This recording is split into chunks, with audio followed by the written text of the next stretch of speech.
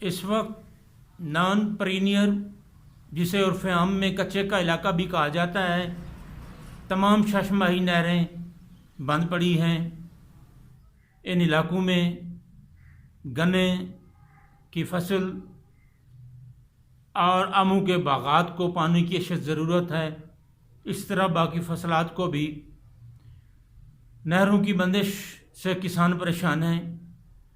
Diesel مہنگا ہے، بجلی کے ریٹ انتہائی بڑھ چکے ہیں، زرعی ٹیوب ویلز کے مالکان جو ہیں وہ بل ہاتھوں میں لیے انتہائی پریشان ہیں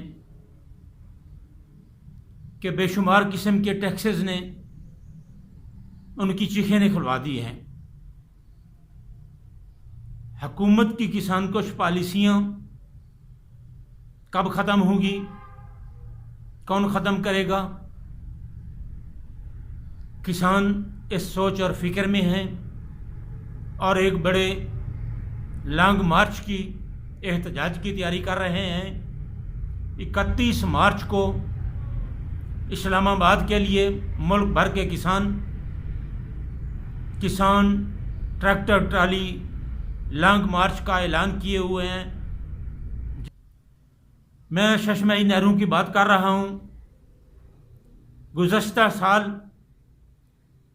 ہماری صادق برانچ سمیت اکثر نہریں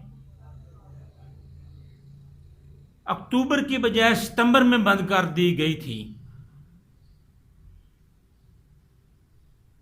اب دیکھیں کہ اپریل آنے والا ہے آگے، نہروں کے حالات، مینرز کے حالات انتہائی خراب ہیں۔ اس بندش کے دوران لوگوں نے جگہ جگہ سے نہروں سے، مینر سے گزرنے کے راستے بنا لیے ہیں، کنارے ٹوٹے ہوئے ہیں۔ محکمہ انہار سویا ہوا ہے، انہیں ان نہروں کے کناروں کو درست کرنے کا ابھی تک کوئی خیال نہیں آیا۔ پاکستان کسان اتحاد کے ضلعی صدر ملک علا نواز مانک نے گزشتہ دنوں ایسی انہار رحیم یار خان سے باقاعدہ ملاقات کر کے انہیں اس صورتحال سے، نہروں کی اس خرابی سے، اس ٹوٹ پھوٹ سے آگاہ بھی کیا ہے اور ان کی خدمت میں یہ گزارش کی ہے کہ وہ فی الفور ان نہروں کو ٹھیک کروائیں، ورنہ ہر سال ہم دیکھتے ہیں کہ نہروں میں پانی کا وقت شروع ہو جاتا ہے اور پانی آتے ہی ہر طرف نہروں کی ٹوٹ پھوٹ، شگاف کا واویلا ہوتا ہے۔